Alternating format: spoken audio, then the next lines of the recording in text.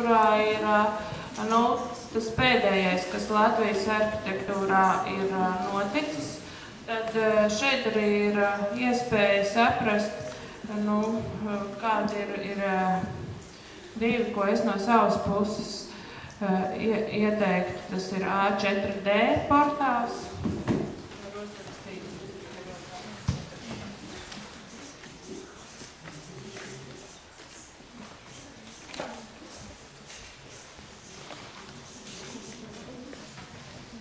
Portāls izveidots no arhitektiem alternatīvas, kurā ir diezgan daudz informācijas par to, kas notiek arhitektūras dzīvē Latvijā un pasaulē. Un arī šīs divas grāmatas, viena ir iznākusi 2006. Gadā un otra ir šogad Svaigi, kurā ir apkopots, kas ir šajos laikos noticis, 2005., 2006. un līdz 2009. gadam.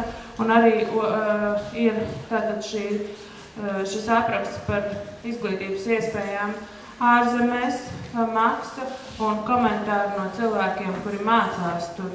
Un trešā grāmata ir arī gada nogalē iznākusi angļu valodā Nazars Travel Guide Rīga, kas ir Unas Meistars un Andreja Žagara tāds kopdarbs par to, kāda ir savādāka Rīga no turismu iespējām, bet kur ir arī ļoti daudz tādu vietu apkopojums, par ko jūs, meitenes, nevarējāt parunāt vai nevarējāt pajautāt, kas ir šis dažādais interjers vai tas, kas padara mūsu pilsētu vienalga, kur bagātāk un krāsaināk.